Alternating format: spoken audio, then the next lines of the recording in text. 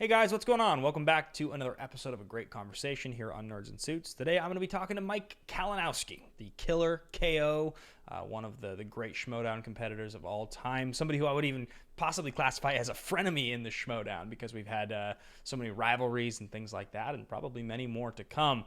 Mike and I talk about all kinds of stuff. You guys might know Mike from Jane the Virgin. You guys might know him from DC Movie News. You guys may know him from the Schmoedown, but I got a bunch of cool questions in from my patrons because you guys get to submit questions for Mike, and he answered all of them. We talk comic books, we talk Schmoedown, we talk dating, all kinds of fun stuff. And a big time thank you to all of the Infinity members of the Nerd Network. I straighten my tie to you all. You are Jake Yakoveta, John Patterson, Lucas Shashek, and Nicole Krafik. Stay tuned at the end of the episode for every Double Diamond and Diamond member to see your guys' names in the credits. Thank you guys so much for watching the episode, and stay tuned afterwards for a quick word. Enjoy the show. But I feel like there's like a list of things that we all did when quarantine started. Like home gym equipment sold out, webcams. Everybody wanted to upgrade their internet. It's so funny you say that because I was like, because I don't stream like you guys. You guys are always in the studio and stuff, and I'm like, all right, well then I went down this rabbit hole of like webcams and not in like I have like DSLR cameras, but like then there's like $200 pieces that you've got to connect to your DSLR to stream it into the thing, and that sold out. Everything sold out. I luckily had the headphones from filming stuff, and then I had to get like a mic, and the mic was the big thing, and that took like 3 weeks to get because back when Amazon wasn't doing the thing. I was lucky because I've done this Magic the Gathering podcast for years and years, and so my co-host on that show at one point he upgraded us. We have this, we've been doing it for years, and basically it makes $0, but there's a Patreon ad rev. So he bought us two of these mics, and I have an arm and a mic now, and this was here, and I have a DSLR. I had to get the software you were talking about so I could use it and order the fucking power supply so I could actually run it. And that's another thing. The power supply is like, you don't think about this. Like, oh yeah, if you're going to run it for 2 hours, you need a power supply. Yeah, so it's a whole thing, but I'm glad everybody's gotten set up now. So I noticed you put on the jacket and the pocket square. You look. It's called Nerds and Suits, my friend. Come on now. I set this up. So I was like, I gotta look it up. I gotta hook it up for you, man. But I'm wearing shorts. I'm wearing shorts, pal. So you're not gonna see that. I got in sweatpants and UGG boots. I've been doing that for about 2 months, so I just don't wear pants anymore. No. So the first question I got for you, and I got to just start right out the gate, is I noticed your Twitter handle's on screen here. It's got an underscore at the end. Oh God. And this was a thing that I know started kind of recently, and you still haven't gotten your Twitter back. No. So all right, I'll fill you into the story because it's going on. Let's see, we're in March to April, May to June, like 3.5 months now. So I can be a bit political on my social media. I never was political before 2016, and then it just kind of politicized me with what's going on. And I'm not the most, and I'll defer to anyone because I'm not the most educated when it comes to politics. Like that's not my thing. That's not my wheelhouse. I just feel what's right, what's wrong for me. But every then I try and I'll just someone the big guy in charge there tweeted out something, and I remember I was going into a meeting, and I just said, why don't you go and jump off a tall bridge, you orange piece of POS? Yeah. So that's all I tweeted. Instantly, I get the Twitter flags. This is, are you thinking about committing suicide? Because this is like, it was like me. I was like, what? So my account was suspended for 12 hours. Okay. And I had to take down the tweet right away. So I took it down. And then on my Twitter, it was like, there was a countdown clock for 12 hours. And then at the next morning, I'm going into work. I'm driving my car, and it says, Twitter is active now. Do you want to appeal this? And these pop-up screens kept coming up. So I just was flipping through because I was driving and I want to get my hand off the wheel or get back to driving. So I was just flipping through these things. I didn't want to appeal it. But then it said, okay, sent your appeal. You cannot you cannot use your account till your appeal has been looked at. And that's the screen was frozen on. So apparently I sent an appeal. And then for weeks, I kept reaching out to Twitter saying, hey, this was the suspension. I followed your rules. You guys gave me back my account. But I think because then the next day, the world shuts down, or at least the United States. And I think Twitter, their customer service was gone, and everyone's operating out of home. And I have not heard anything back, nothing back. Have you followed up? I mean, have you? I've been trying for about 4 weeks. I did, and then after that, I was just like, I was talking to a lot of people, like Roxy and stuff. I was like, what should I do? Because I miss Twitter. I miss interacting people. And for me, I don't know for you what your preferred social media is, but like Twitter's my thing. I love Twitter. Yeah. my favorite more one. so than Instagram. I just enjoy the feedback, and whether it's Schmoedown or DC Movie News, I love Twitter, and I just missed it. I missed every day being able to talk to people. So I created Mike Kalinowski underscore. That was a huge thing to try and just get that. Because everything I wanted was taken. I tried to get as close to Mike Kalinowski, the original one, because it's still there. It's not like people that are blocked. It says this kind of is suspended. It's still there. People could write to it. So that's why it's a weird. I just can't log in. I can't. And every time I log in, the screen pops up saying your appeal is being looked at. You can't use this till we get you back to your appeal. So I'm hoping.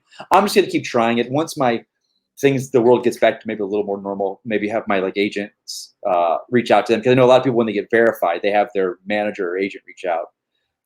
So I'm hoping it's just a temporary thing. I can get it back. But it's been slowly building back up, and we'll just make do. We make do, I guess. Yeah, you make it happen in the meantime, man. I know it sucks, but yeah, that's what I get for telling someone to go jump off a bridge. I honestly, if that happened to me with Twitter, if that was a thing that happened to me, I would lose it. I wouldn't, because we all work so hard over all these years to put together little slivers of success and notoriety and fame and support, whatever you want to call it, like just little slivers here and there, and you try to add them all together to be like a person who exists in the space. And those followers on social media, man, that's one of the hardest ones. If I lost Twitter, if my Twitter was gone like that. Yeah, it was, because I would love to have gotten up. It was weird. I'll go through spurts, and it gets a lot of when the Schmoedown really took off. That was a massive, huge kind of jump for me. But the people I interact with are always the same people, though. So I think because for me, and you have so many different audiences, my audiences are very Schmoedown or DC Movie News, the two things. Yeah. Totally. So I think, I just think, not about branching up. I love working with those people that I have and building from there.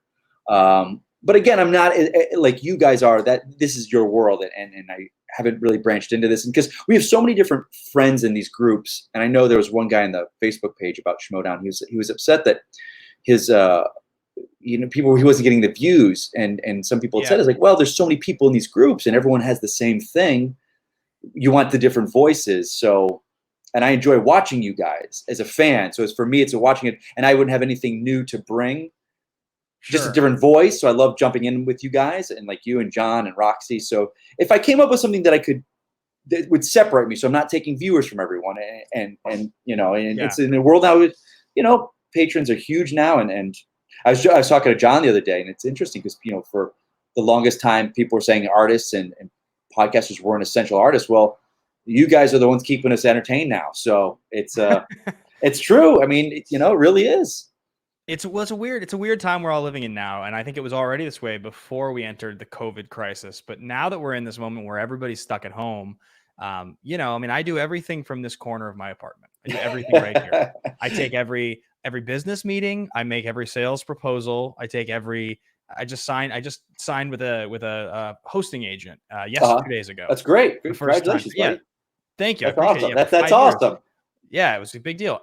But I did the meeting right here, just like I'm talking to you. Yeah, exactly the same background. They even made a comment at one point in the meeting. They're like, "Oh, I like what you got in your apartment. You got a bike back there." I was like, "All right." I saw the cowboy hat, the giant cowboy hat. That's a classic. Yeah. The 10-gallon hats. Those are. I know. It's funny because another thing too, because I was like, look at I've got this damn heater behind me. With this ugly ass heater. We did a match. We taped a Patreon match, and I put up a poster over it. So I was like, all right, at least that covers it. But I was like, Shannon and I talk, and we're together in one bedroom. We got a good sized one bedroom, but it's just like, I would love to have my own space, and I could have a great backdrop, and so I've been thinking a lot about that. So, one of the big goals that Andrew and I have with Action Industries, on the Patreon, we hit we put these big goals out there. And the first one was that we were going to do 3 live shows. We were going to try New York, LA, and another one.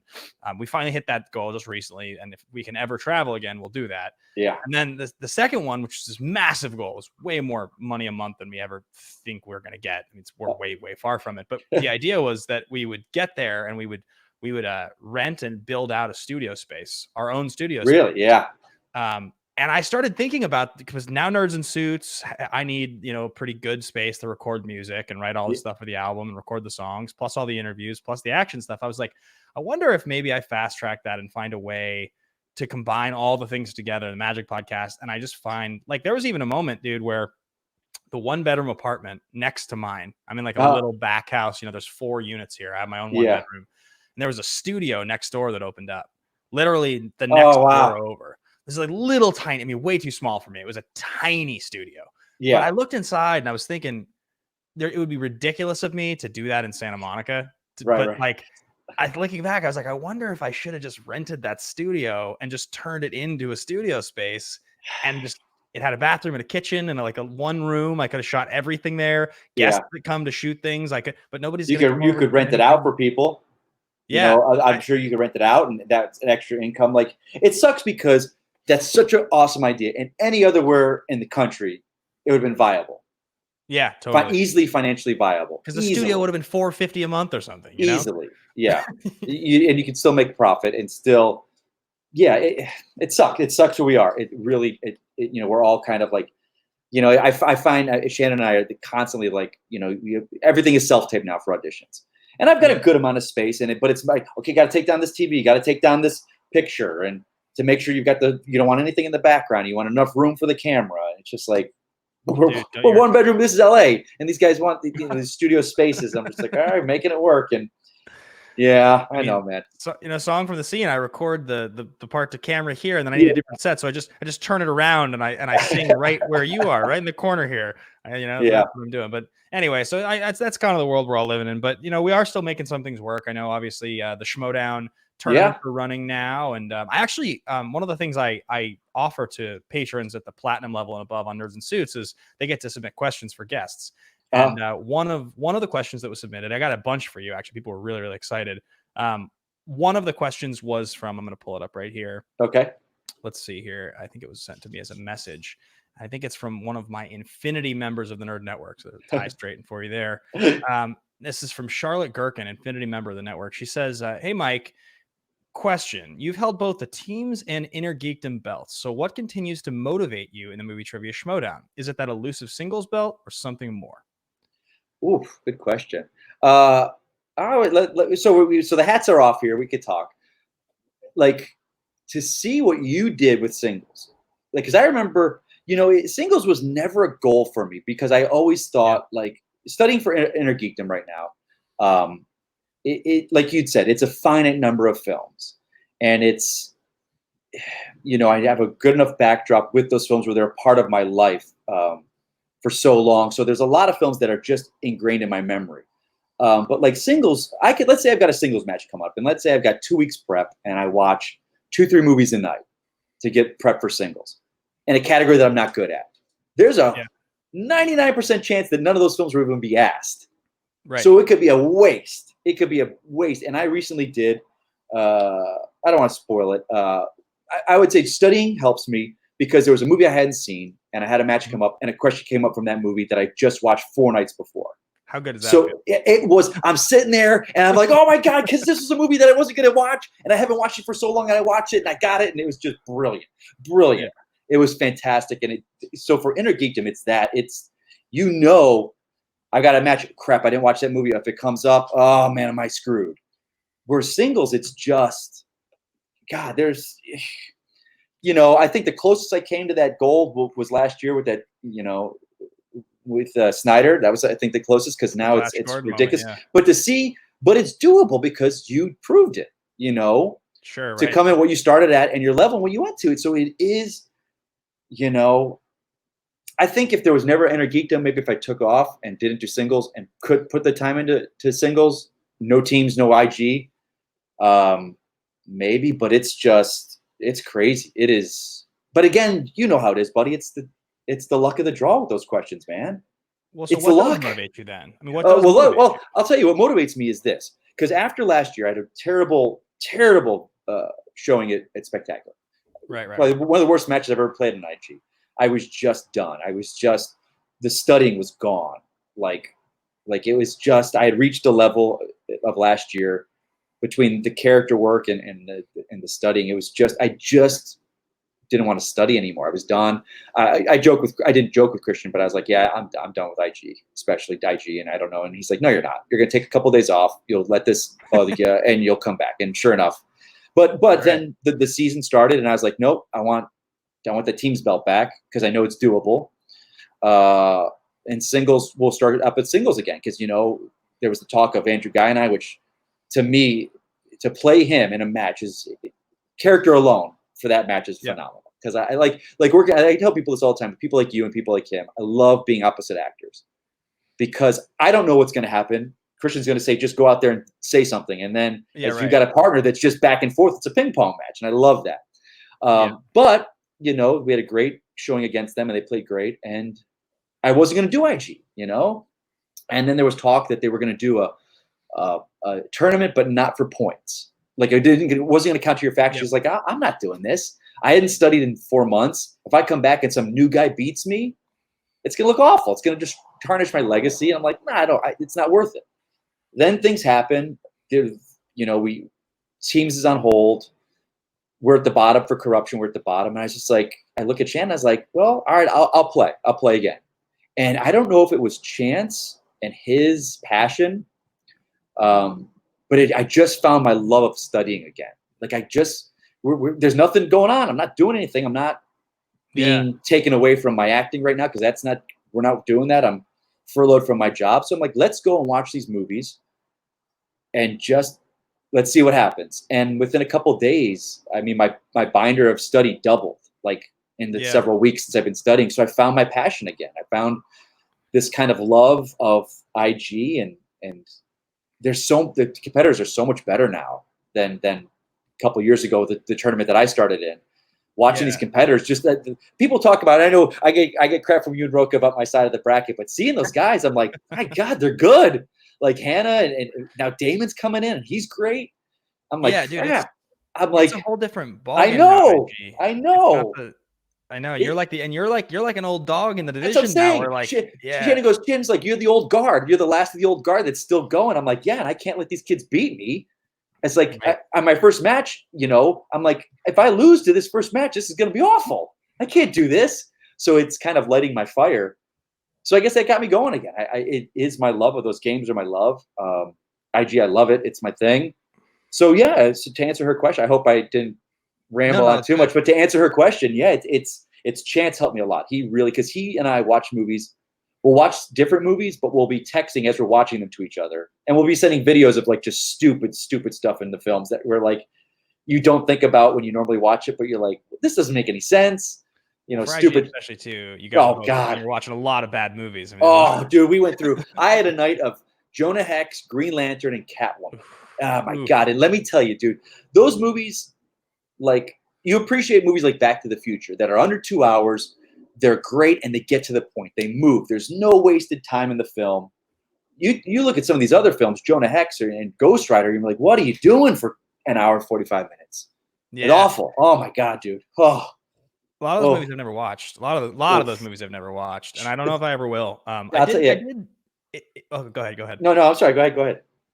It's interesting. Like you talk about the finite number of movies in IG, and so you have the passion's there for you because you can look over.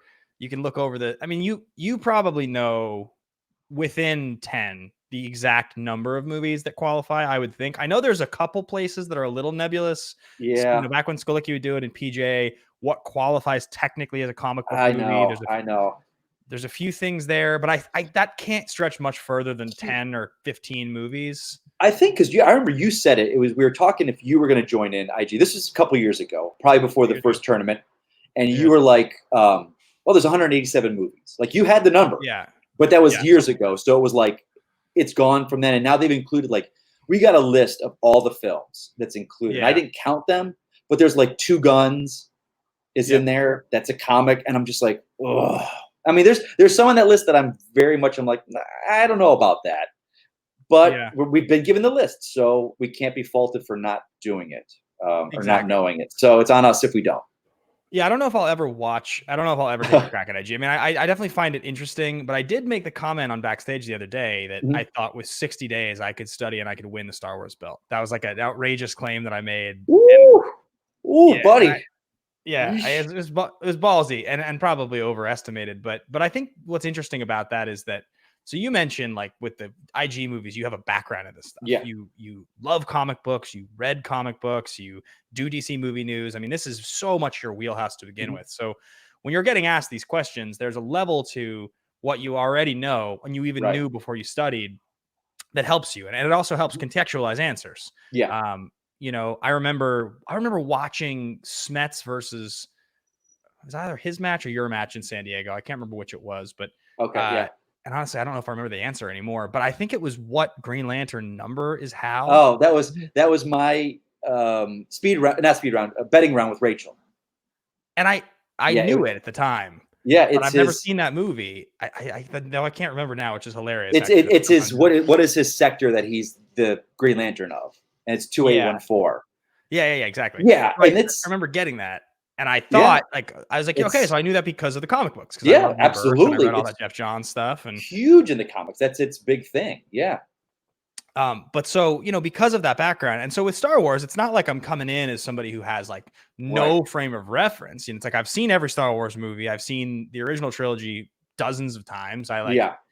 I love Star Wars. I like have a real awareness of those movies. So for me, I would be starting 60 days of heavy deep dive review. I wouldn't be starting like, Right. I don't Right. have to start by watching 12 movies I've never seen and then just start dissecting them. Right. You know, but it's probably ridiculous considering what those guys have to do. Yeah, I was tempted last year when I was kind of at the height of the three belts. I was like getting a little big for my britches. I was like, I'm going to go into Star Wars, and then I thought about it. I watched a match. It was Witt versus Sullivan, and I did good. I hung with both of them to the end, but then I was just like, I know Star Wars, but I don't know if I know it like they know it. It's because they've even said it's the books. It's, all they talk about, like the blaster numbers and stuff. That's never in the movies, but you need to know it. So I'm like, if it was just the films, yeah, it'd be fine. But it's this deep, the names of spaceships that you don't know that are never said in the film. I think like I was talking to, I think it was either Chance about this. Like I would do well with some entry level Star Wars players, like people that have podcasts. Like, yeah, I would do well. I could maybe win a match or two, but that would be about it. So, well, it is interesting. It makes me wonder because I asked Smets about this, and I asked a couple people who came on backstage about this as well. You know, like every good IG player, every top elite level IG player, in theory, is way closer than I am at my level, right? Like when I say 60 days, if you spent 60 days doing that, in theory, you'd be way better because you've already studied it for Inner Geekdom. Mm-hmm. So it's just, I think it's a very interesting proposition, but I think your point about singles is sound. And I also think, it's, for what I did last year, like there's also the very real possibility that could have happened where I could have gotten the wrong set of questions and all that preparation and game theory that I spent could have just sunk. But like, okay, so I look at the match with you and Dan. Like, again, his 5-pointer men at work, or was that you had Chaz or the heavyweights question? I had right? The heavyweights question is my 5. His 5 was every plot detail of Nick and Nora's Infinite Playlist. That's right, yeah. Actors. But like the fact that on your 5, which I did not know at all, you were 4 letters of a name. You named Chaz, and what was it? Chad Clark. or yeah, like the fact that it was even that close, you were in the ballpark. Yeah. Like, so you're a testament to like people like you and Chance and it's funny because I was talking to Roka. Roka is more my age, and you and I have a good at least 10 years age difference. Yeah. So your knowledge and you're like Chance. I think Chance is younger than you, but the fact that you guys are so young, but your knowledge is so vast, that is what's scary to me. Like I grew up watching action adventure comic book movies. I very rarely go out of my little wheelhouse, which and that has absolutely shown in my Schmoedown career. Like, so I know that there are wheelhouses. So now I'm playing catch up. But you, Chance, these younger players, Oyama, you have got those shotgun that it just covers everything much more. But because you're so much younger, that is a testament to me to how good and how dangerous a player like you and Chance are. It's like guys like Roka, Bibiani, Irwin that are older, that have been at this for a while, and they probably liked a broader range of films when they were younger. For me, it works for Inner Geekdom because I focused on that. but that's where a difference between players like you and I in singles. If the questions go my way, a wheel spin goes my way, it's different. So I mean, I yeah, even remember playing against you and Chance. I remember when Riley and I were preparing for you guys in that corruption match. I recall I studied Chance, and I remember thinking I mean, I think I've told him or told you this. Maybe I was freaked out. I was totally like discombobulated. I was calling Riley, and I was watching Chance's fan league matches, and I was saying, I was calling Riley and saying, like, how does he know the actress in this? Why would he know that? There's no reason he should know that. We're deep in IG studying right now, and we've got our faction studying, and this kid scares me. Like in IG, I'm like, because I could end up playing him. Like, I'm like, damn, this kid, seeing what he was in his first match, and I think it was a 5-way or a 4-way. I'm like, okay, he's good. He'll be able to hang eventually. But now what he did, I'm like, oh, what? How does he know all this? Like, I'm studying the same things he is, but he's pulling stuff that I don't know. And I'm just like, okay. I mean, it's those kids. They're yeah, smart kid. So so you mentioned our matchup last year. That was the one that was on your way to getting to play Snyder. And it was my match that was supposed to be, because the winner of our match played Snyder, and then obviously the winner of that played Oyama in New York. So that was supposed to be my path to the belt. I had all this, fire and excitement. I had entered last season really feeling like I had it, but obviously I lost to, we lost the odd couple in Chicago, and then won against Andrew. And when I lost to you, that was the lowest moment for me in terms of, you talk about the way you felt after Spectacular, talking to Christian, like. Yeah, that's the one where I called him, and I was like, I don't know, man. Maybe at the end of this year, maybe that's it for me. I just don't know if I can continue sinking the level of expectation and this confidence. I was sure I was going to beat you. I was positive I was going to win, and just, you know what I mean? Like, nothing against you. It's just like I went in like locked in, like I'm gonna do this. 100%. I 100% am with you, because going into Spectacular, I was like, I'm beating Smets. I'm going to beat him. It wasn't. I hadn't prepped. I mean, I had done studying, but it wasn't like I had been studying, because I remember you downstairs in the basement, you and Riley, and I'm like, oh, this guy's ready. He's not losing this. He's not losing this. He's winning this, because I just saw your focus. And I was studying, and I was feeling great, but I was talking to Shannon and Chance. I was like, I got this. I'm going to beat him. And it just, I shit the bed. Oh my God. Oh, but what's weird? But you didn't do that in our match. What was it? Was it your 3-pointer was Turkish Delight, or was it your 5? Oh God! If I got, and again, there we go. Switch to the questions. I would have got that, but I knew the 60 minutes. If I would have picked that number and you would have picked that number, that would have been it. Yeah, because I couldn't pull Turkish Delight, and you love the Insider. Yeah. Yep. It's just the questions. It always is. Turkish Delight. When you said that, I'm like, first in my head, I'm like, there's no way he's doing this. I won. I got it right now. And in Turkish Delight, like, I looked at you. If a lot of times those cameras aren't on us, they're on the person answering. But I'm like, what the? How did he get that? I was ready to be done. I was like, I don't have to answer my 5. I'm golden. This is it. I think I didn't know when they asked you. I think in that same match they asked you like a Santa Claus 2 or Jack Frost or something. It was Martin Short, and I didn't know that. You got it, and I was like, oh yeah, who played the bad guy in Jack Frost? Something. Or I just remember him with that stupid makeup on. Yeah, and again, that goes to like crappy. Like, I don't think I saw that movie, but it was also like when I lost to Clark in Sudden Death, like the Mr. Popper's Penguins, and I said, yep. What did I say? Danny DeVito. I said Dustin Hoffman, and she said Jim Carrey, because I was thinking the Mr. Megorium's Wonder Emporium. I'm like, Emporium, yeah. It happens. Yeah, it happens. It's crap, It's questions. It's a lot of luck, man. I just remember after our match feeling that way, and then that kind of that sinking feeling of like maybe this just isn't. Maybe I can't find my way to like. Because, like, you imagine the way you think about IG, it's like you organize all the information and you're like, I can, and now you've done it too. So it's different because you've won 2 belts, because you've actually done it. Now, when you look at a challenge in the Schmoedown, you don't look at it the same way you did before you'd ever won, right? It doesn't feel the same to you. It feels like, well, I accomplished it by grit and grind before, so I can do it again. But until you've done that the first time, until you win that first title, it's like, you just like, maybe I'm kidding myself. Yeah, and I'll be honest, it was the same. It took me my second belt, because the first belt, everything that had happened, the way I had won it, I didn't want to challenge Mara like it happened. We had to do it. It was storyline dictated, but Inman wanted out. we had to go through that way, and it sucked. And I know in a lot of fans' eyes, I didn't win it because I had jumped a number one contender match. And so to win it against Rachel that second time, that was when it was like, okay, I've earned this. I've got it. But I 100% see what you're saying is like you want to hit it again. You want to, but like it's different for you, man, because yours was a true run. There was no storyline that gave you a leg up on anyone. Sure. And yeah, I think those stories are the best, where you start off as a certain level of a player and you ascend to that greatness. There are guys that come in that are great right off the bat, and you're like, that guy will be a champion. Like Barbarian, he'll be a champion. He'll get that belt eventually. Good. Watching him, I'm like, he's going to have a belt. In one of the divisions, he'll have a belt. You just know. You knew Ethan was going to have a belt. It's the stories of the struggle. It's I can't wait till the day Chance wins that singles belt. I honestly know that'll happen for that kid. I could see it.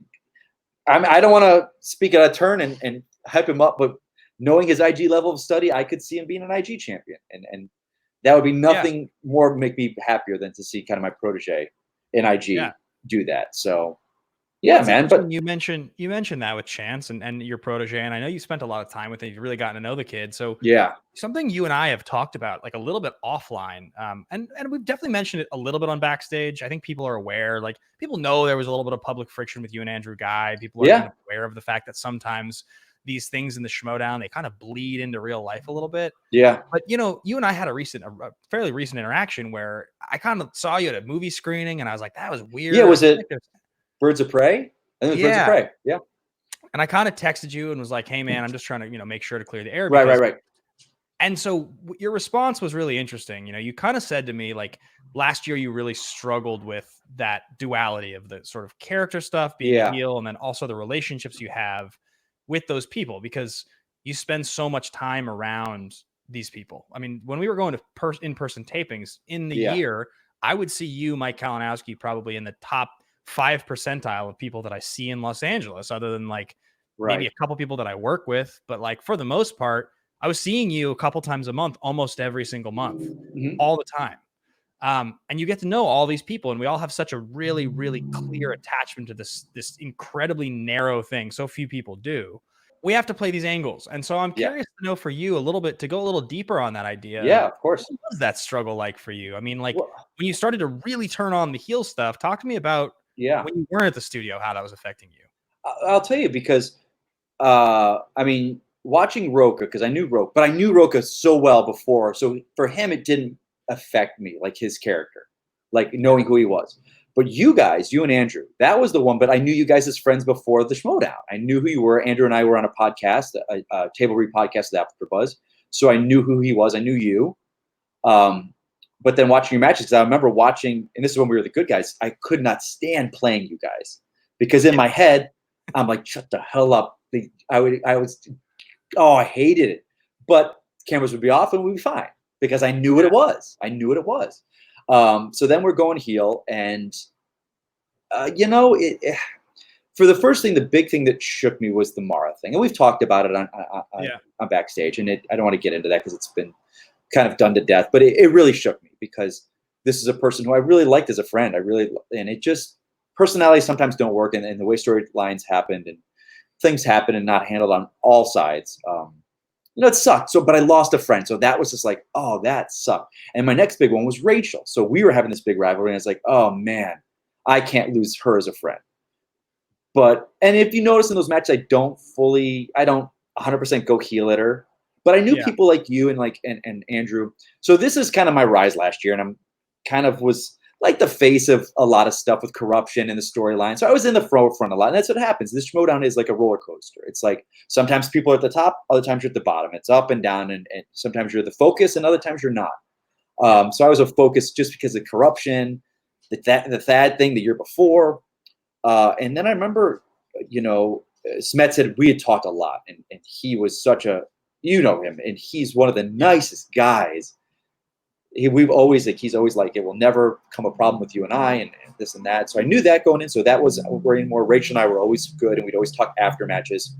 But then I noticed one day I came in, and Christian goes to me. He's like, yeah, guy's not really happy with you, and there's some friction. You might want to talk to him. I'm like, what? And that was because I don't think we had interacted with each other yet. Yeah. And then it just we didn't get to talk, and then it snowballed, and I didn't know, and I kept wanting to talk to him, and I think it's when we went to see Joker. This is what. Oh, now I remember, buddy.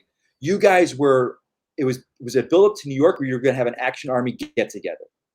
Yeah. And I came in the Facebook group hot. Like I came in hot in character. You made a comment about our live show. Right. And I remember because separate from our characters. Right. And I just saw it was because it was in the Facebook group, and I'm just thinking character. And I know like the first thing was like, "What's up, nerds?" was what Guy had said. So I just went and I came in hot, and he then rightfully went after me in the comments, and I was just like, "What?" And then you and I started texting instantly. Yeah. And you were like, "Dude, this is what we're supposed to be doing, separate from Schmoedown." And I was like, "Okay." I took it down, but that got me hot. But I remember that's what it was. That was the big kind of. And again, it was never anything in person with any of us. And he is your best friend, so I was just like, "What the," and I know Christian loves the drama about it. He loves that. He's not. I don't want to say he doesn't really care that other people if you don't get along, but I think he also knows we're all guys, and it's just kind of like, well, we're fine. Well, yeah, I mean, the edges of reality and the edges of Schmoedown, and when they rub against each other, it's usually good for the show, and it's also a little hard to tell. I mean, it's a little hard to. Yeah, like you get me, and Roka in a room on backstage, and it's like, well, where's the character? Where's who we are? But yeah, so that guy thing that erupted with that, and now looking back on it, because I was pissed. I was like, he told me to piece of shit and this and that, and I'm just like, but then I was just like, well, and then your text and then Christian, Shannon were like, well, you kind of went into their podcast, to their thread. They're trying to build an audience, and I was like, oh, that was too, and because at that point I was at the height of the heeldom, the height of the Schmoedown stuff, and I just it was wrong, and I shouldn't have done it. But that was like, I think the big, okay, we've got problems, but since then we've never been able to talk. We've had matches before, and we've talked, and we've hugged, and like I remember when he wanted to leave the Schmoedown, I forgot which match it was where he was done. He said on air he was retiring. I ran after him. I was like, dude, I didn't know you're doing this. Let's go to lunch. And we've since, quashed the beef, but I would still love to, we still want to go out and for lunch outside of Schmoedown and deal with it, because, you look at people like Andrew and you and me, and we're very competitive.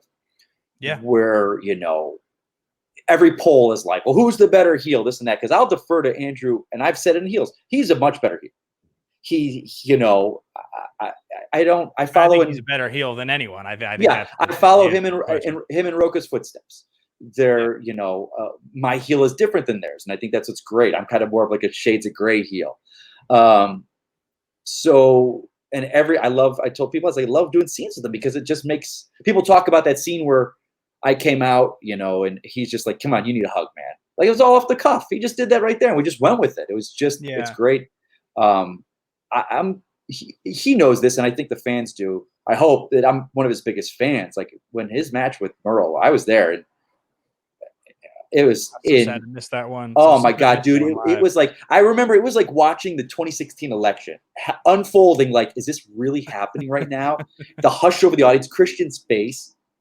It was insane. It was one of my favorite moments of being in that live studio at that time. So, the heel, it's tough, man, because I mean, the thing I love about it now is Shannon's taking all the heat. I'm letting her do all the heel work, and people can hate on her all they want. She loves it, and she's so good at it.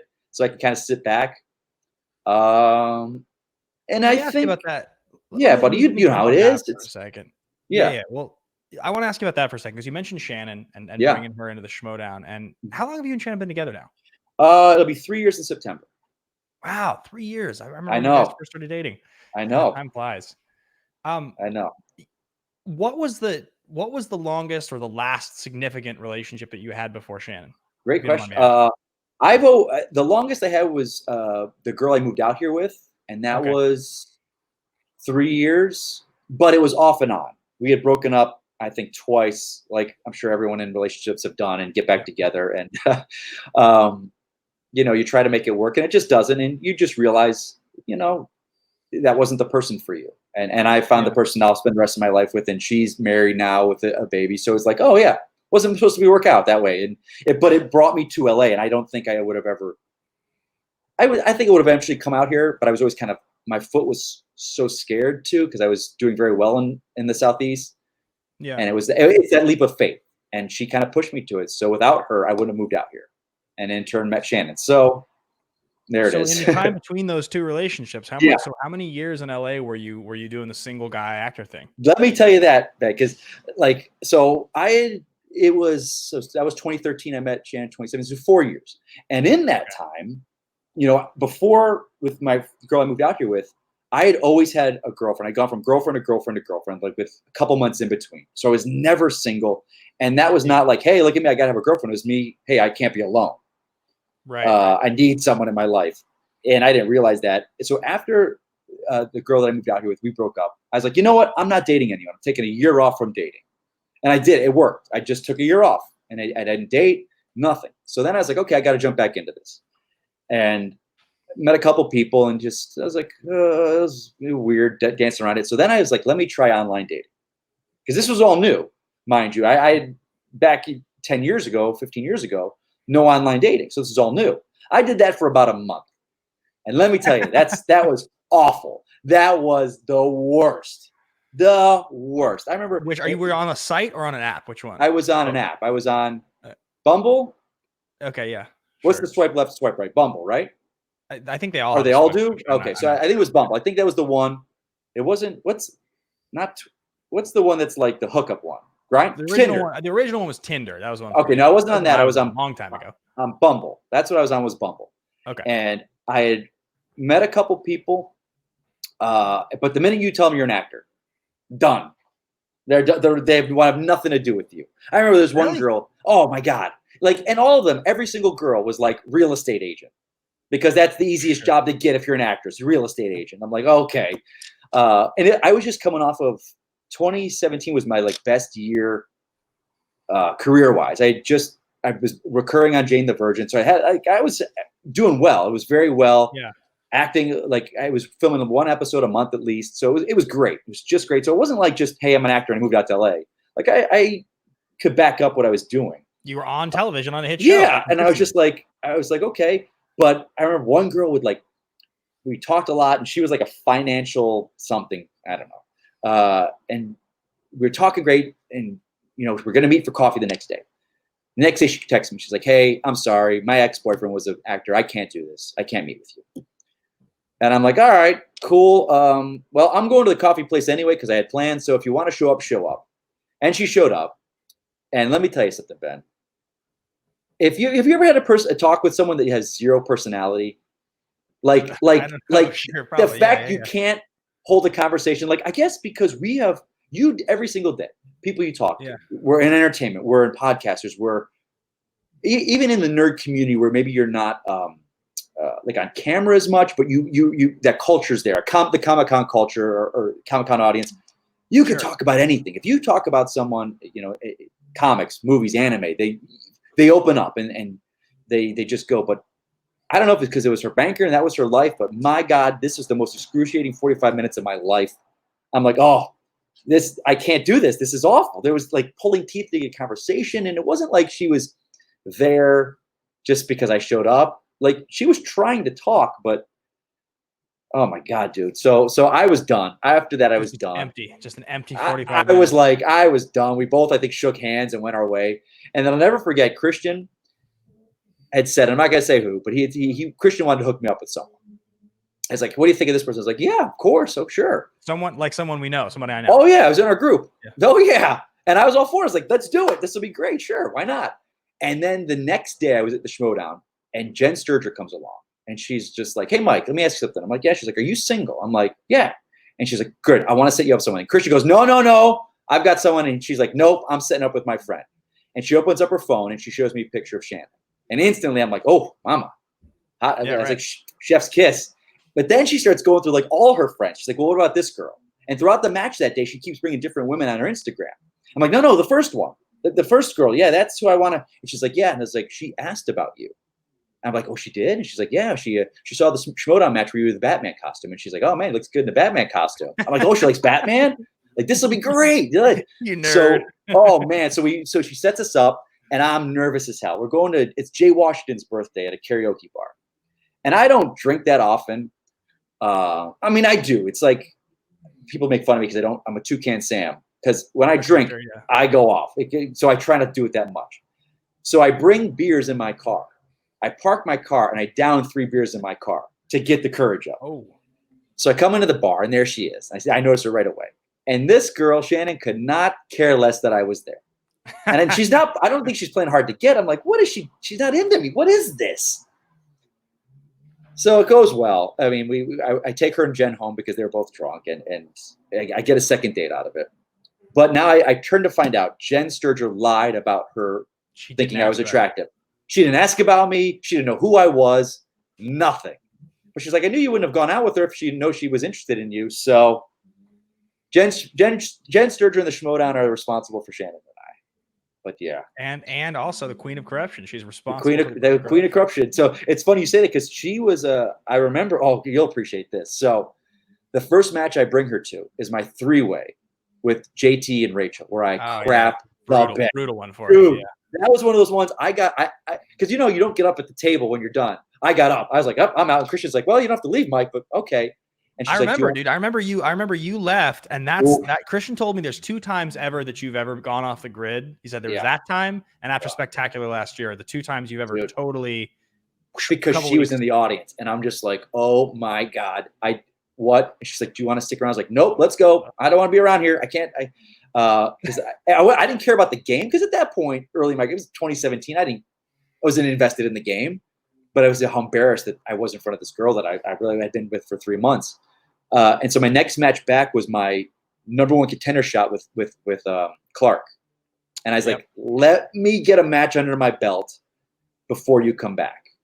And then she came to the next match, and I think it was a DC Movie News match. I don't think it was against you guys. But she's always been a great part of it. She's always been very supportive. And I remember last year it was Comic-Con against Rachel, and I was not going to plan to bring her out. And it was just the elation, like, of winning your belt, of winning it and feeling it. I brought her out there, kissed her, and she kept going. She's holding up my hand and she's yelling, and it looked like she's yelling F you to the fans. But she was really saying, he did this for you. But it was like, who's this girl? Tell us to fuck off. What is going on here? But Christian then reached out. He goes, Mike, when you brought her out there, instantly the storyline started going through my head. And then he goes, tells her, Shannon's like, nope, I'm not doing it. That's his thing. I'm not doing it. And slowly Christian has been dropping it. You kissed her on stage. That's a great moment. I mean, Mike, I got to tell you, and I think I've said this to you before, but you are in the middle of a lot of my favorite Schmoedown moments. I appreciate that. Thank you. Because I really, as a spectator, as a fan of the game, which it's still hard not to think of myself as more of a fan even than a pro in the game, just because I love it so much. I understand that, man. I do. And I just remember, I mean, I've told you this before, but like I remember when you beat Smets in the collision match. I remember like the kind of like just like exhale that I saw out of you, and also, obviously when you're talking about the moment with Shannon, like I love those moments. I think it really brings a level of reality. It's funny you say that, because you know how it is. Like I kind of in my head, because I knew what your face was when I watch your match getting the belt, but I like keep your cool though. Like you've got that Ben Bateman with the coolness about you, but I'm like in his head. I was like, I know, and that's why, because I had stepped away from Schmoedown, but that's why I think I believe I text you. I hope you. I think because I did is like I knew what it meant for you. Yeah. Like I knew, because I didn't stick around for that match. I had to get out of the building. But I knew what it meant for you. But I also, you kept the character up there. You were like nice and cool because you're teammate, your faction mate. But I'm just like, I was like, I know how much it means. And, and I know Christian gets mad at me sometimes because I'm supposed to be a heel, but I'm sitting there crying in the middle of a match. But it's just, when it means something, how it means. Especially in those big, like I remember every once in a while I'll have a moment on stage where I can't keep it in. I remember when I got the 3 points. I remember against Dan when I got the 3 points off the Tyler Perry wheel spin, and he got 0. And I remember I got the question, and and I had studied it. I got it specifically from study. I mean, I wouldn't have gotten any Tyler Perry question without studying, because I've never seen one of those movies. But I got that answer, and I remember just like whoa, like it was everything. And I remember that, and I definitely remember, it's funny, like when I won at Spectacular, that's the kind of a recurring theme with me in my life is anytime I have a lot of expectation on a moment, like it's for whatever reason, it's in the actual moment when I get it or I don't get it. It's not that moment that affects me as hard. It's always a different moment. I don't know why that is. Like Interesting. if you That's look at very me on interesting. stage when I'm up there, it's spectacular. I'm really happy. You can see it, but I'm I almost know, but you like can't tell that you got that cool about you, that you keep that calm, and it's just like that's because. But I know what's going through your head. I know it's going through your head. He's like, it's like, wow. It's like, and when it happens, it was like, wow, I can't believe this is really real. And that could also be because I like just against Oyama, like it just was just utter Right. and total domination. So I there was know. just Yeah. no, when it finally And happened, it was just like there was no build up in that match. I But tell you, that's why I apologize to Smets not only for not congratulating him there on stage, but because I didn't give him the match he deserved. He took me right. to the end to miss on the "Don't Tell Peter." Like I know it crushed him, but it's one of my favorite matches because you just see his build up, his breakdown, but then to let him climb back to go at me again, and he just destroyed me. But I didn't give him a match. I didn't because we talked. We go. We want to beat the sudden death record. That was for him and Yeah, I. right. We want to beat that sudden death. We want to take each other to the end. And so that he didn't even have to answer. We didn't even go into the fifth round. Like that was Yeah. it's so embarrassing for me for him that I didn't get to do that for him. So I get what you're saying. It was a letdown. It's a letdown. It's It's but I just know how hard. bad It's he. hard. For me, it's just hard in those moments to like be able to really connect to. Yeah. I don't know why, but we have some questions I want to make sure I get to here. Yeah, please let's go for it. From the certified members of the I'll Nerd try and be Network. a little less loquacious. Yeah. Let me just pull these up real quick here. All right. So found a picture of you online in a handsome leather jacket and posted Oh it. boy. Questions Oh, boy. for Mike Kalinowski. You look good in a leather jacket, man. I can't take it away. I love a good leather jacket, buddy. I found this guy that makes them custom and it's a very like kind of fair price. I'm like, I love a good leather jacket. Well, it looks like the first question, the last question submitted was 12 minutes ago, which is hilarious because 12 minutes ago, Aaron Hutchinson actually wrote, "How did you meet the Queen of Corruption?" Which you literally just told the story, Yep. which is excellent. So that is in there, my friend. Aaron Hutchinson. Aaron was his name. Aaron, but I believe Aaron, a woman, Aaron Hutchinson. And I believe, yeah, Aaron, it's in there. We just had it there. So if you just kind of go back a little bit, I'll give you the whole history of me and Miss Barney. I got John Lestrina here, who is in the Action Army. He's a general by call sign #Ladies Night, and here in the Nerd Network, he is certified diamond. So, and his question is, what James Bond film? What James Bond films would be on the franchise's Mount Rushmore? Oh my God, what a question! All right, let's go into it. I'll throw up just before you start answering. Can I just throw something out there? Please. Because I said this on a stream the other day, and I wholeheartedly believe this, and I want you to dispute this because I know you will. But Casino Royale is a great movie. It's a great fucking movie. Yep. I love Casino Royale, and when I watch it, I'm always like, wow, like that is a rewatchable great movie. Oh my gosh, yeah. It's the only good James Bond movie. The rest of them are all mediocre at best. Like there is no other James Bond movie to me that's even within like 50% of a quality level of Casino Royale. Personal opinion, I think that franchise, I just can't. But I want to know what you think. Dude. What? Okay, go ahead. Okay, so let me ask you this, because Casino Royale, it makes sense if you feel that way, because Casino Royale is so far removed from so many of the tenets of Bond. There's no money penny. There's no Q. There's no gadgets like that make Bond what he is. So I could see, I can respect and I see your point for saying that 100%. Now, were you a Bond fan growing up, or was Casino Royale like you knew Bond, but like Casino Royale, that was the movie? Because clearly you know Bond, but were you ever into them or no? Okay, so dating back to GoldenEye. So when I was 7 when GoldenEye came out in 95. Oh my God. So I watched every Bond movie in theaters. I watched GoldenEye, Tomorrow Never Dies, World Is Not Enough, Die Another Day, Casino 4 years later. I watched Quantum. Didn't see Skyfall in theaters. Watched that one later. Really? And you didn't see Skyfall in theaters? Yeah, and unfortunately I saw Spectre in theaters. But I watched every one of those, and then over the years I've probably watched 5 or 6 of the rest. I probably have seen Goldfinger, definitely. I think I've seen both Dalton movies. I should have put that on the wheel against you guys. Yeah, like I remember when you and Riley. I was like, because everyone's like, you put Bond. I was like, no, it's Ben. Are you kidding me? The way he studies, he will go through the entire Bond in a weekend. It's like, I'm not putting Bond. It's stupid. But then you put it on, right? Or no, you? Well, I'll candidly admit, because I know if you and I play again, you'll do your research. I know you're too good of a player for this. Against you, Right. I did the deep dive, just like I did for Tyler Perry. Like I would have Okay. gotten a Okay. perfect 12. I would have probably 12-0'd any James Bond set, Yeah, no that's matter why I against wasn't you going to or. put it on there with you. No way. So I put it on against Brendan Meyer because of his age, That's when you put it on. Yeah. and he got it on opponent's choice, and Right. I stole pretty much every point. Yeah, you did. I Um, was like, that was again. Brendan was one of those kids like, oh, he could be really good, but you just took the table on him. That Bond, Yeah. his age showed with the Bond. But so to answer your question, so yeah, I could see your point, and knowing that you started with GoldenEye and you've watched a few of the others, um, I could see that. I guess I could concede that point. It's interesting. Bond is it's 60 years now. It's generational. I recently, because we have we're going to do a patron Bond match for the Schmoedown. We're going to do one of those. So there's been films like From Russia with Love that I haven't seen in 20 years. So I was like, I had to watch all of these again, and I've watched all of them in a row. And I'm like, oh well, there's a lot of them that are the cultural let's say shortcomings of those films. Man, the Yeah. sexism. So, and I know women, it's not a very big franchise for them up until Daniel Craig, because they always looked at it as like they're guy films, they're sexist. And those early Connery ones, my God, are they sexist? But it's a part of the time. Yeah, they are. And there's the one You Only Live Twice where they make him Asian.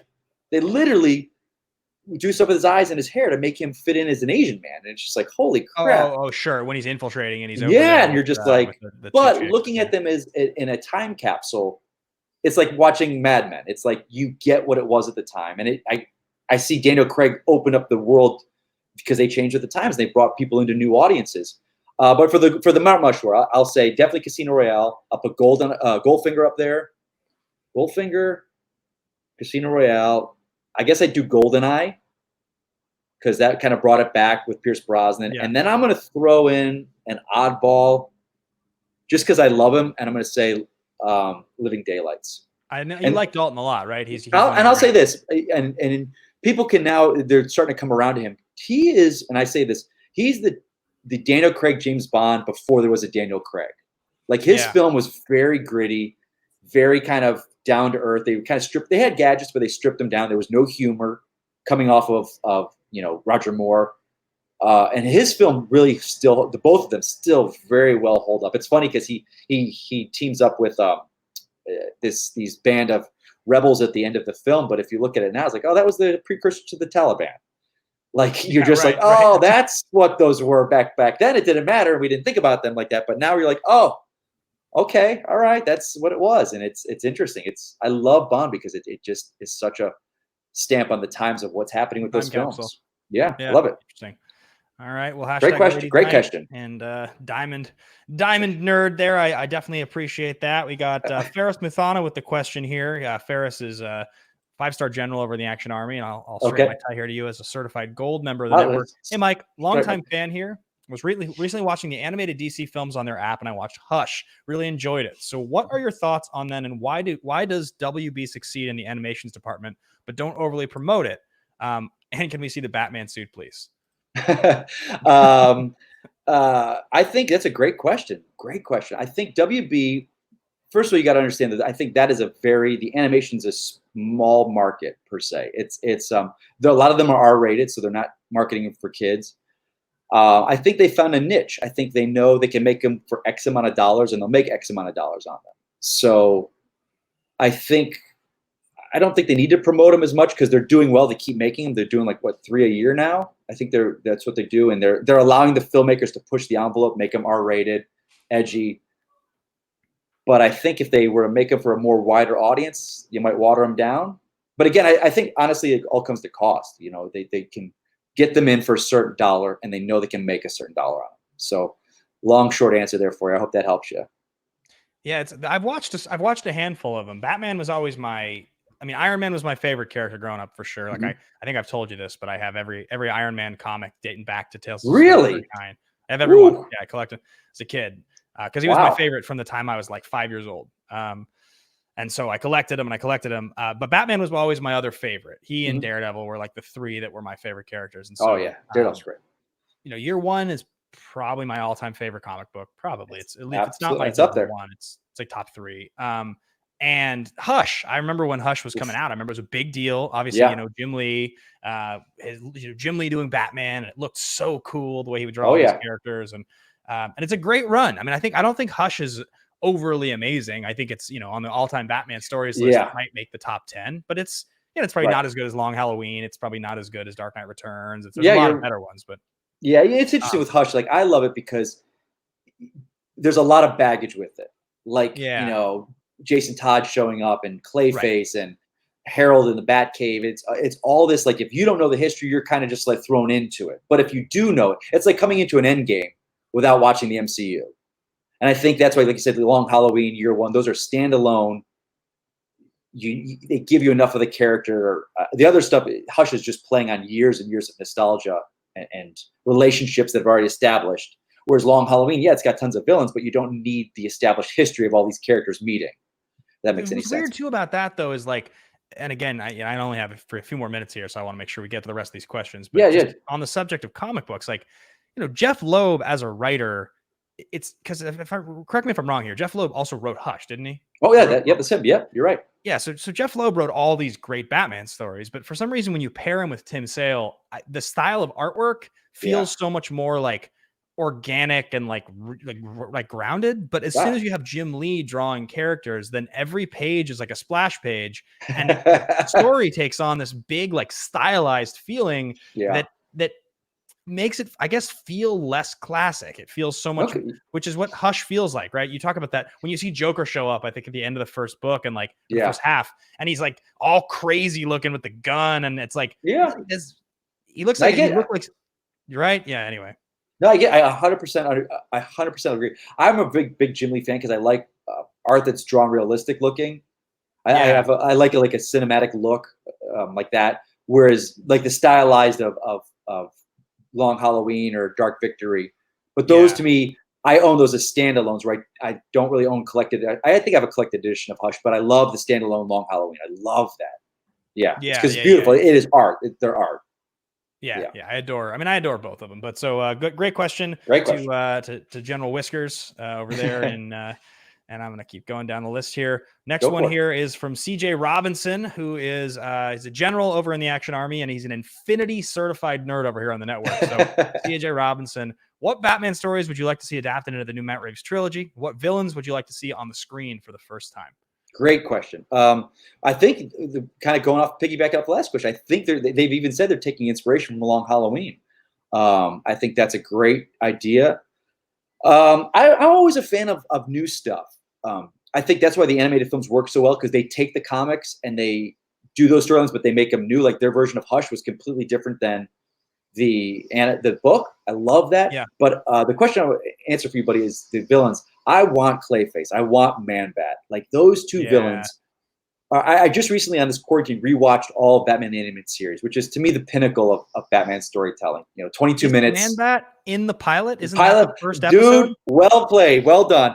On Leather Wings. It is the quintessential, like for me, 22 minutes they did, and they established the tone, the series, the characters. There's that scene where they're with Harvey Bullock and Dent and the mayor, and they're talking about Batman, and then you get for me with Kevin Conroy, where he's sitting there talking Bruce Wayne or Batman as Alfred, and he gets a phone call. He switches over to his Bruce Wayne voice, and he flips the switch, and you're just like, oh! And as a kid watching that, you're just like, it's brilliant. On Leather Wings is one of my favorite episodes of that series. It's brilliant. A Man-Bat, like, can you imagine a Man-Bat film or a Clayface live action now with what the technology we have? Like, it can be this gothic horror. Oh man.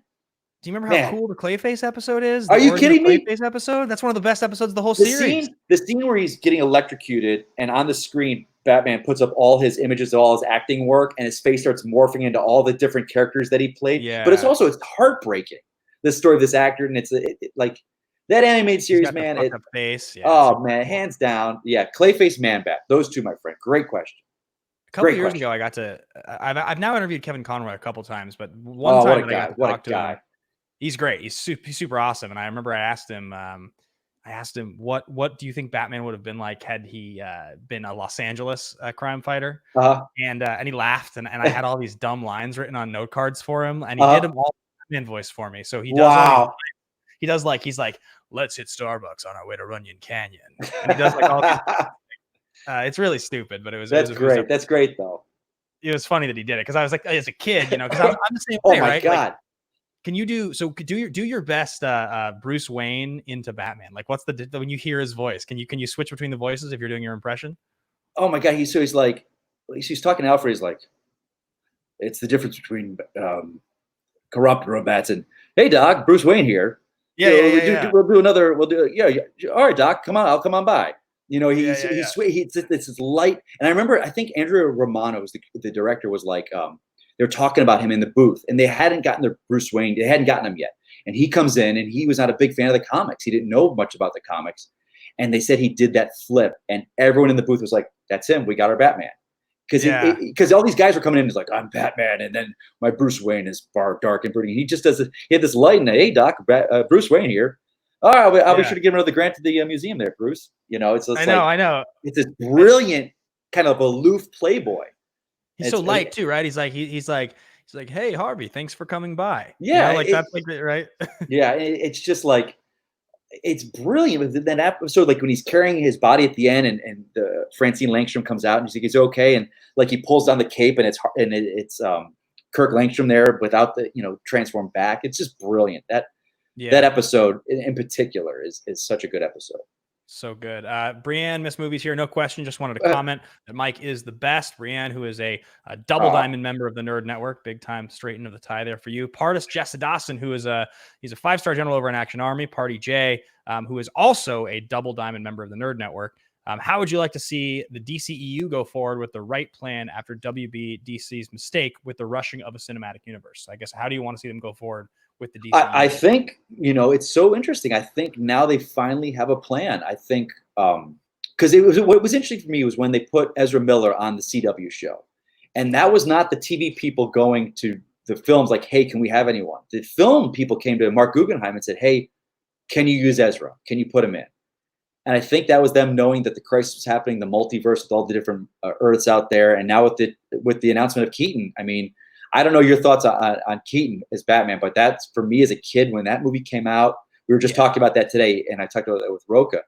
It changed comic movies. It changed cinema at that time. That summer, it was everywhere. And I think DC now has their I think the Pattinson stuff is in its own little pocket verse, and I think the Joker is in its thing.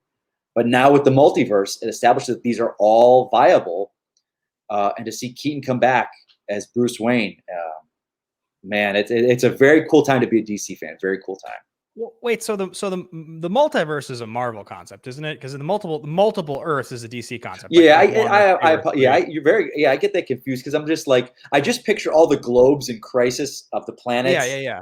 So I think multiverse, multiple Earths, Crisis of multiple Earths. I'm like infinite Earths. So multiverse, I guess.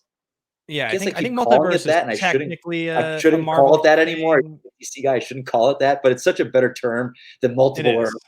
It's such a multiple Earths. I'm like, well, so all right. One thing that I think is really important. I have one last question for you before we let you get out of here, but just for a comic book fan who's listening to this, because and I think Mike, this would be so fun. But I'm going to be starting a show on this channel pretty soon here with Coy Jandreau. We're going to be kind of a comic book centric show, kind of almost like a comic book club. We're going to be taking really famous stories and reading them, and kind of like an after show. We're going to be going in and breaking them down. I'm really excited about it. I think you'd be a super fun guy to get on if you ever. I'd love to come on. That'd be great. But like talking about kind of the multiverse and the multiple Earths, I think something that a lot of comic book fans don't realize is if you go back and you look at all the most popular characters, let's say 95% of the most popular characters, they were created somewhere between 1938 and 1960. Maybe right. 65 at the latest. Yeah. Some of the X-Men in the 70s, but like it's basically a run from pretty much post World War II for the most part through the mid 60s. And you have some of the characters like Batman and Superman who are later 30s. Right. And some of those original Marvel guys like Prince Namor and Captain America, but a lot of those characters are only, so what that means is because they're all kind of created to be perpetually somewhere between the age of 28 and 40. I don't know how old they're supposed to be, right? Right. Ish. Yeah. I think in the introduction to Dark Knight Returns, Frank Miller actually, in his book, he makes a comment in that introduction where he says, Batman was perpetually 29. And Yeah. that's one of his concepts that he thought was interesting about writing that story, is like, you don't ever see him older. But what happens is, if you want to have significant story moments with these characters over the course of 60 to 80 years of comic books, Right. you have to age them. They have to die. They have to get Yeah. married. They have to age. And the only way to justify all those stories existing is the concept of a multiverse or multiple Earths, because otherwise you're just constantly rebooting every 20 years, Yeah. which is what Crisis on Infinite Earths really is, and why it was such a monumental achievement in comic book storytelling, because it's the first time they really ever did that. I think it's the first time that Marvel or DC ever took responsibility for the fact that these stories can't just keep I know. existing. They have to eventually find a way to justify these different realities. And that's where we're at now with comic books. And the movies have also sort of added to that lore and that history. And so when people wonder what the idea of a multiverse, or if it's a necessity, that's what it is. It's you're absolutely right. You're absolutely right. It's so funny because I'm just, and for how long comics have been around, and the same characters have really stayed there. I think the great thing is stuff like, that's why you get characters like Miles Morales that are not just putting a diverse character in the role of Spider-Man. They're creating this new character that a generation of children and adults have gravitated, and that's their Spider-Man. Like for me, and Green Lantern's a great example of that. That's really allowed itself to have an older Hal Jordan, have a young Kyle Rayner, have a John Stewart.